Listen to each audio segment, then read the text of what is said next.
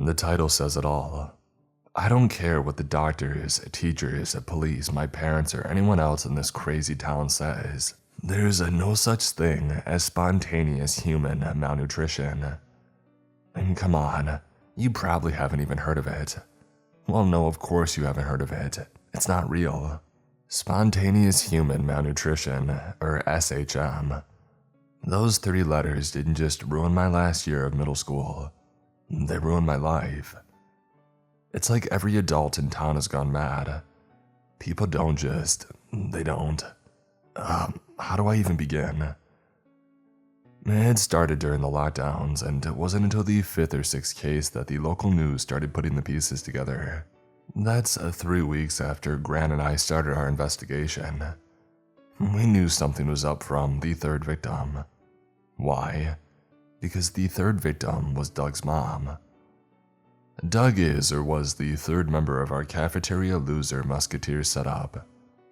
When whatever SMH actually happened to her, she was in the background of our weekly D&D Zoom session. Doug was shaking dice and praying to the nerd gods for a critical, when a weird noise came from his audio. It was barely half a second long, almost too quick to notice, but it was loud. Like really loud. So loud that Doug jumped a few inches into his seat and dropped the dice. Grant and I never found out if Doug hit that crit. His blonde bowl cut whipped away from the screen before we heard the clattering of dice on polished wood. Me and Grant didn't really care too much about killing cave trolls anymore though. Both of us were glued to the screen playing out in Doug's kitchen. The noise had come from Doug's mom. She had stumbled into shot, clutching the kitchen sink. She was vibrating. Not trembling, not shaking, vibrating. The motion didn't seem to be coming from any of her muscles. It was rapid jolting like that caused by pneumatic tools rather than fits and convulsions. She had fallen to the floor by the time that Doug had reached her, totally rigid and still jittering so fast that her form on my screen was barely more than a blur. From the angle, I couldn't see too much of what was going on. I saw Doug reach down to touch her, heard him yelp in pain, started yelling along with him when he recoiled and held up these stumps where his fingers had been. My speakers screeched at the moment he made contact, a horrible, shrill grinding with a wet edge, the exact same noise that Freddy Gruber's elbow made when he accidentally leaned on a power sander in woodshop back in 6th grade. Doug had no color left in his face. He wasn't aware of Grant and I yelling to him through our webcams either. His mom's ankles were still vibrating, the pace now so rapid that a cloud of sawdust started billowing from the floorboards beneath her. We were all screaming, Grant and I in terror, Doug from terror into blind in agony. Before any of us could find the scrap of calm needed to dial 911, Doug's mom let out a violent spasm, and then, with no warning, she fell still. The last frames of the Zoom call were Doug standing over his mom's still and smoking body, pleading with her to wake up. I liked Doug's mom. She was like an aunt to me. I'm glad that I didn't have to see any more of her post-SHM than those thin and nearly fleshless ankles. I hadn't seen what SHM did to a person in full yet. I wouldn't have to wait long. Within a week, it would be on the front page of both the local Tribute and the Herald. At the time though, all I could do was sit in lockdown isolation and ruminate, robbing myself of sleep for days trying to make any kind of sense out of what the heck I had just seen. That was my first brush with SHM. We were locked down so I couldn't get to Doug. By the time the quarantines had finished, he had been sent off to some institution. That's how Grant and I knew that we had to keep our mouths shut. Doug didn't, you see. He was very vocal about what he saw, and even more vocal about how spontaneous human malnutrition was a load of BS.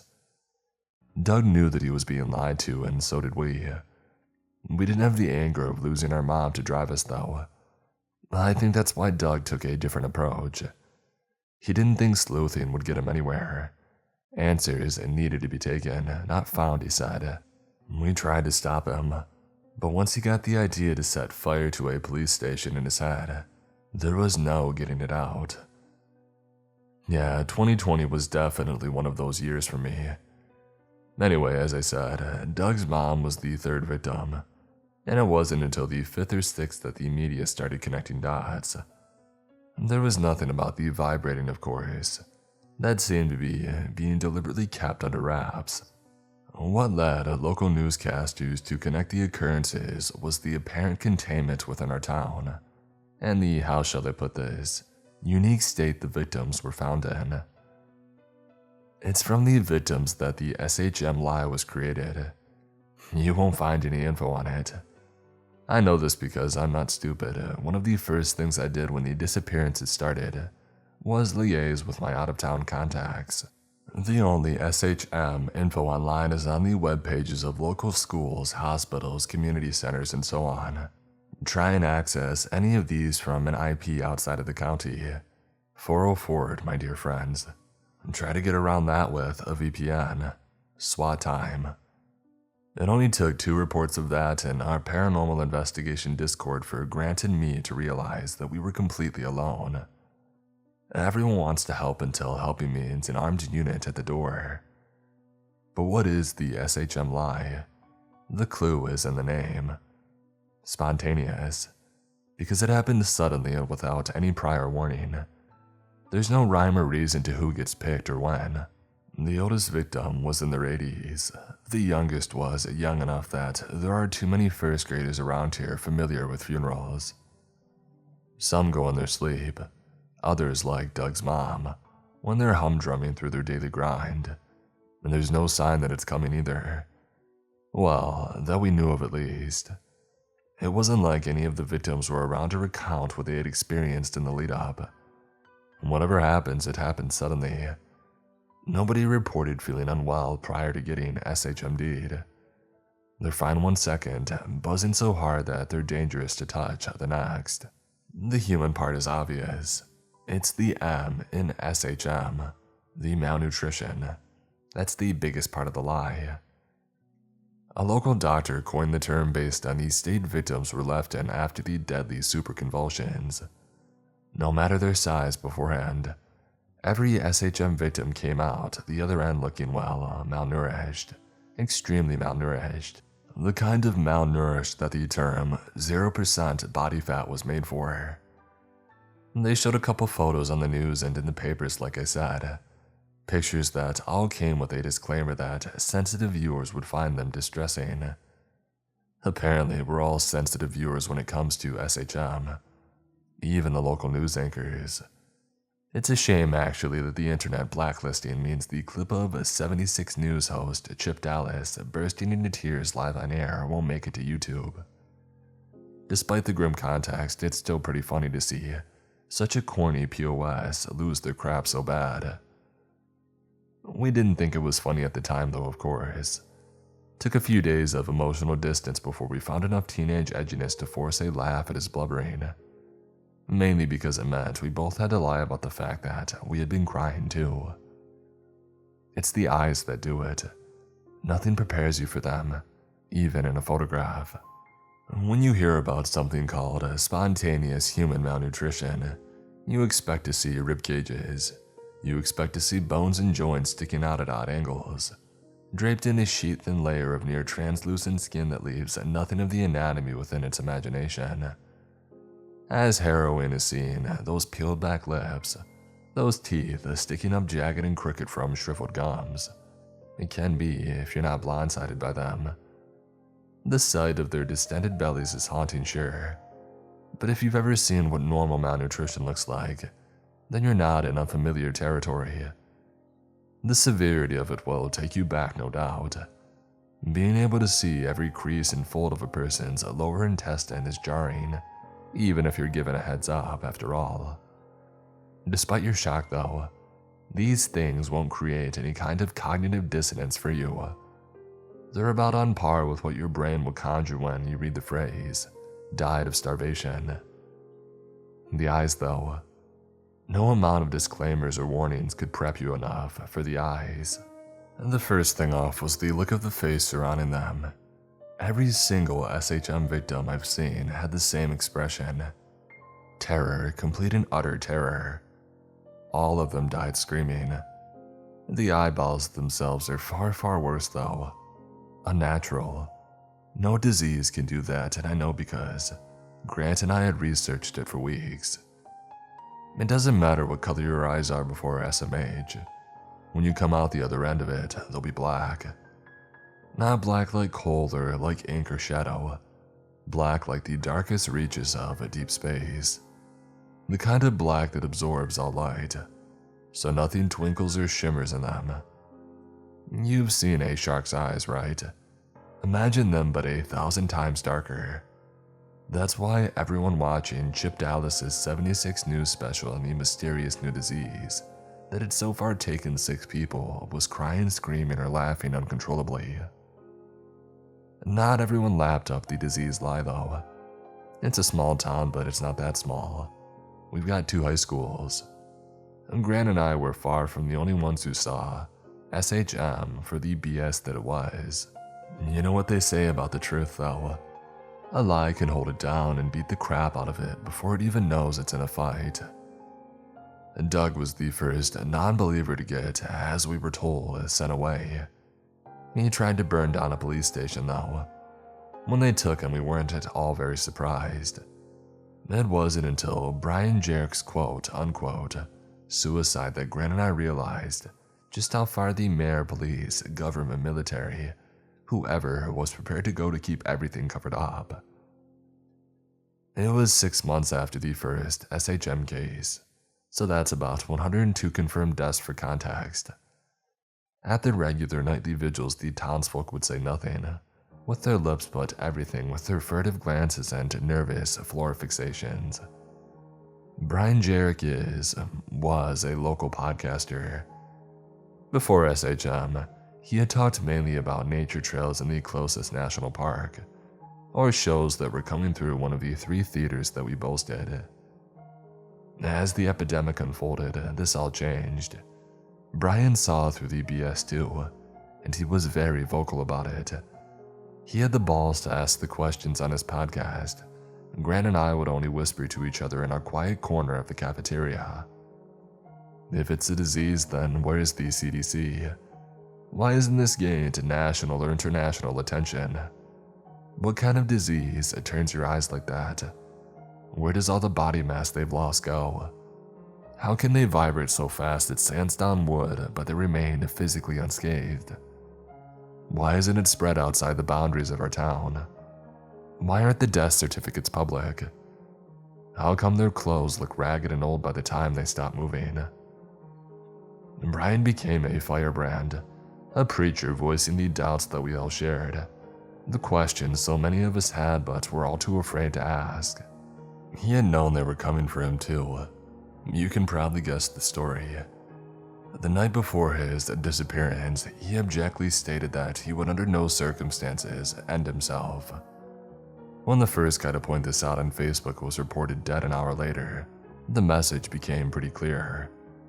After that, pretty much every public doubter and worried citizen kept their mouth shut. Grant and I didn't accept it though. We couldn't. It wasn't a disease.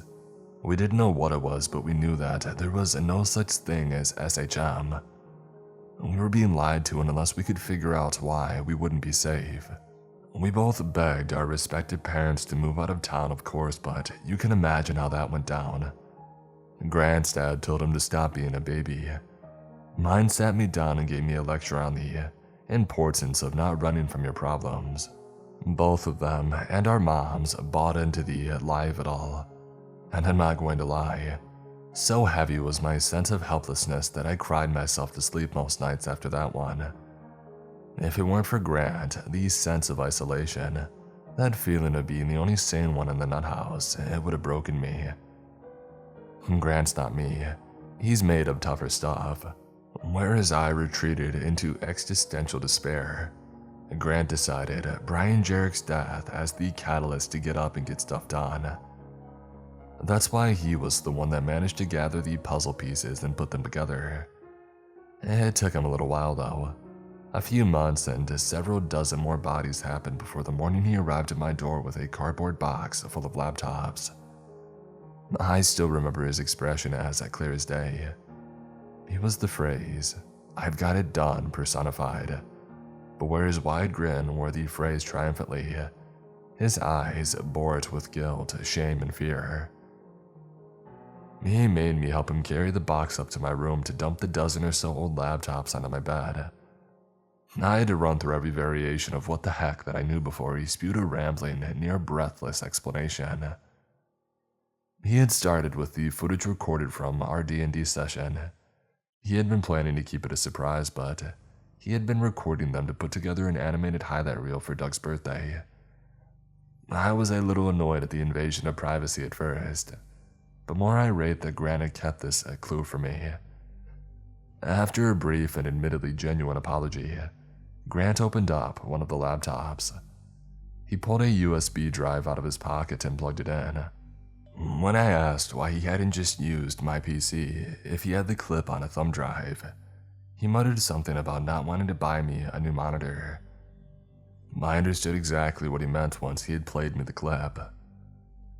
This probably is no shock to any of you, but the 3-minute snippet was of the end of our final D&D session. It was the video of Doug's mom. It wasn't raw footage though, Grant had edited it. Specifically, he had slowed it down to 1/10 of the original speed. The 3-minute clip represented only about 20 seconds of real-time footage. It was enough. Grant had found all that we needed to prove that SHM was a hokum made-up BS disease to cover up something else happening. Despite what you're thinking, it didn't feel like a victory. I've never felt worse about being proved right. The something else was so far outside the realm of my explanation that trying to understand what I was watching literally gave me a migraine. All I remember thinking when the clip finished was that I'd give anything to wake up in a reality where I had been wrong. Once more, I was watching Doug standing over his mom in his kitchen. He was moving at super slow speeds as to be expected, but she wasn't. She was still shaking, but it was shaking now, not blur-inducing vibrations. Her speed was still faster than it should have been, but thanks to Grant's editing, we could see what she actually was doing down there. She was writhing, kicking, flexing every joint in her body with jolting spasms that bent them into contortionist-like angles. To my disgust, I realized that what I had thought was the natural crack and pop of slowed audio was actually the snapping and crunching of bones and cartilage. More than once, she had twisted into a position that showed more than just her ankles. We saw her legs, saw the flesh on them shrink away in a matter of seconds. We would catch glimpses of her hands, of the skin around her digits, vacuum sealing the bone so tightly that fingernails splintered and cracked. Only once did we see her face, and it was one time too many. She spasmed forward, folding inward without warning until her temples touched her toes. Her eyes were burning. Bright green flames poured from her sockets, the black orbs at their center bubbling and sputtering with intense heat. The skin on her face was pulled so tight that pulsing veins around her eyes seemed to dance and writhe above the skin. She was screaming too, screaming with such force that the windpipe in her shrinking neck bulged, and her writhing nostrils bled. Her jaw was open long past that point that it should have been dislocated. That's when I realized what the weird audio spike had been, when I had seen the footage months earlier, when it was live and at normal speed. It was Doug's mom's screams, sped up so fast they sounded like microphone feedback. With the footage slowed down, it was clearly audible. Garbled and distorted, sure, but there was no mistaking the stretched, tinny shrieks cascading from the laptop speaker. It wasn't a scream of fear, but of pain. Unrestrained, unreserved agony. It was when Doug started to bend over in super slow motion that my stomach had dropped. I remembered his fingers, the power sander sound that reminded me of Freddy Gruber's elbow in 6th grade. With the footage slowed, Doug's attempts to save his mother sounded nothing like a power sander. It sounded like lightning. The moment the tips of his fingers were within 6 or so inches of the top of her head, there was an almighty crack, a booming thunder so loud that the speakers screamed for a few seconds before falling silent.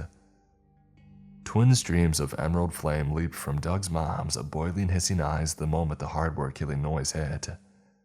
The green fire wrapped around Doug's slow-motion fingers. The moment they made contact, the flesh of his digits curled and split, falling away in fluttering shreds that cascaded back towards his mom's black hole eyes. Within a few seconds, there was nothing left but bone, and below long that too was lost in the bubbling voids. Doug had pulled his hand away quickly, so I knew he didn't lose more than a few fingers, but still. The tension caused by watching him from our slow perspective, holding his hand in that acid-like green burning, had me grinding my teeth so hard that I lost a feeling. The relief I felt when he finally pulled his hand away was short-lived, however. The worst of Grant's discovery was yet to come. That's the moment that they arrived. I can't describe them to you because I've not actually seen them, and neither has Grant. That's the thing though, you can't. The way you can't see them though, that I can describe really clear, even though thinking about it too long makes me so queasy that I nearly puke. I didn't notice them at first. They started small, 3 clusters of fuzzy darkness hovering at Doug's feet. Within a few frames though, they were as tall as his knees and wider as he was. In other words, impossible to ignore. The panic writhing my breathing grew louder and louder as the 3 beings unfurled. Once materialized at their full height, they were easily 9 feet tall. The very peaks of the conical heads brushing the ceiling of Doug's mom's lofty rustic kitchen. At first I thought they were dark, shadowy, the same intense blackness that SHM left the eyes of every single victim. That's when Grant reached forward, paused the video and minimized the window. I stared at the generic desktop wallpaper, my jaw falling open and closed. I sputtered, trying to get words out. All my mouth could find was shrill, nonsensical gibberish. The 3 figures were still there. The pixels of their forms weren't displaying darkness. They were dead. I peered down to look closer, and sure enough, the backlight of the screen was completely gone where the figure stood. The pixels at the edges of these silhouettes, the ones that should have been displaying the clear blues and greens of a rolling hill, flickered and glitched. They cycled through every color visible to the naked eye, not to mention some that shouldn't have been. Although please, don't ask me to elaborate on this because if I think about it too much, it literally triggers an epileptic fit. No teenage hyperbole. It was at this point that Grant started frantically booting up the rest of the laptops. On the screens of every single one were 3 identical clusters of dead pixels outlined by a maddening, razor-thin spectrum of maddening color. Whatever these things were, capturing their likeness and displaying it digitally was too much for man-made electronics. Grant proved this by showing me his phone, which he had used to film one of the laptops while it played the video. There on his home screen were 3 miniature clusters of lightless pixels with conical heads. Figures that aligned perfectly with the aforementioned video when he tapped it open with his thumb a few seconds later. I was babbling and shaking by this point. There were more than a few tears, let's put it that way. Grant wasn't done yet though. The clip still wasn't finished. The last 20 seconds of the clip were of the 3 figures towering over Doug. They didn't move, but I could tell they must have been doing something behind their shroud of pixel death. I know for 2 reasons. I'll get through the least harrowing of them first because for the second, I need to build myself up a little. The first reason I knew the conical-headed giants were there for a reason was Doug's mom. She was convulsing more violently than ever. Her spasms were rocketing her from the floor so hard that she seemed almost to be floating toward the 3 dark masses. While perhaps pulled toward them is more appropriate. Pulled by her bubbling, boiling, black hole eyes. The green flames had once more leaped from them. This time, though, there were 3 tendrils of fire, and thankfully none of them found Doug. Instead, they snaked their way through the air until they each found a mass of pixel death. Their flames had disappeared behind their respective voids, and to my growing horror, I realized they were at the exact height one would expect to find on a 9-foot conical-headed being, a mouth. The arcs of green fire kept Doug's mom and the dead pixel figures connected until almost the very end of the clip. Her convulsions grew more violent and contorting than ever. Her skin rippled as the final ounces of fat, muscle, and mass were sucked into those void-filled orbs to be burned into green flames. Every vein in her face bulged to a bursting point. Her mouth twisted into a teeth-baring grimace from which streaks of foam oozed. Doug stood above his mom, still slow motion and oblivious, as the 3 towering beings around him consumed her until she was little more than an abyss-eyed skeleton draped in papery skin. As I said though, that was the first of the 2 reasons I knew those beings must have been doing something beneath those lifeless pixels.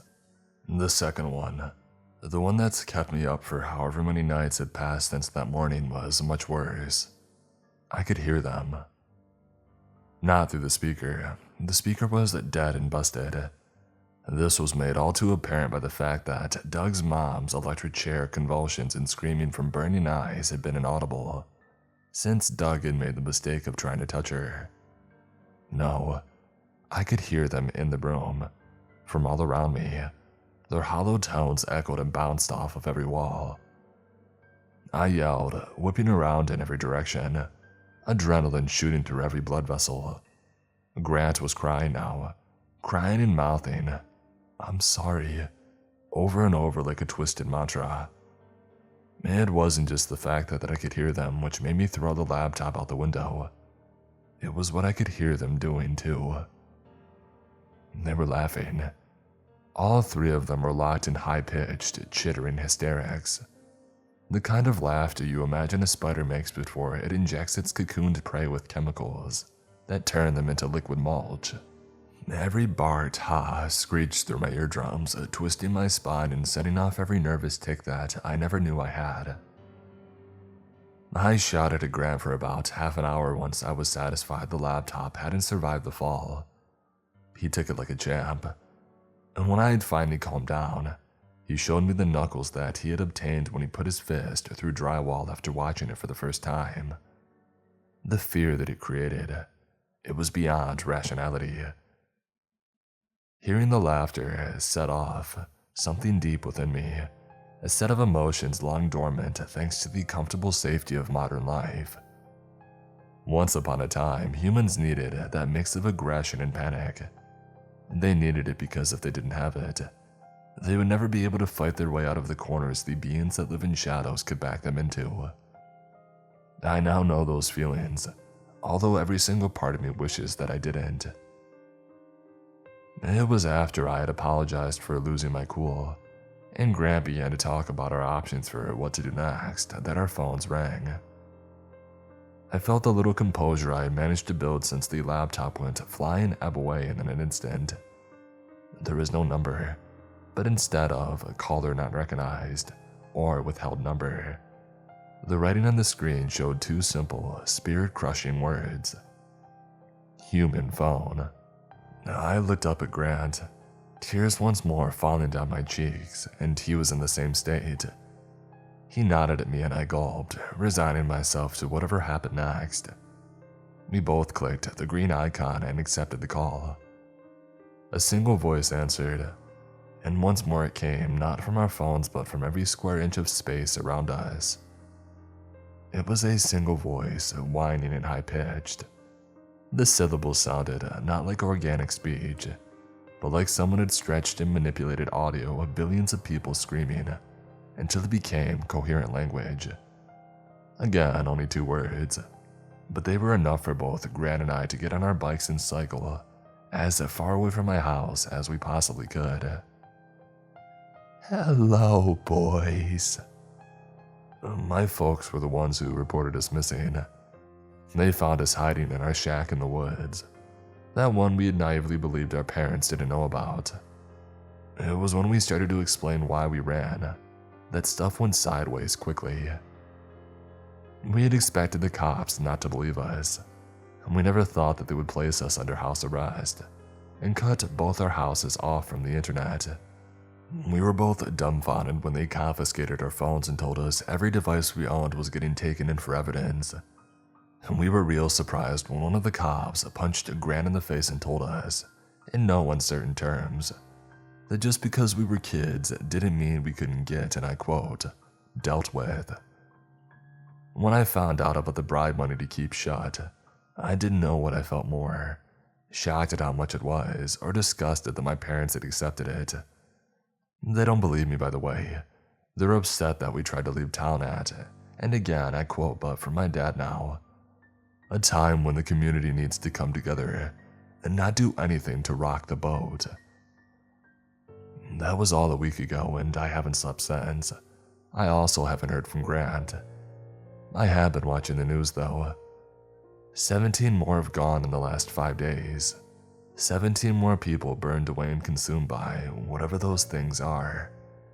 And our police at the very least are in on it, keeping it covered up.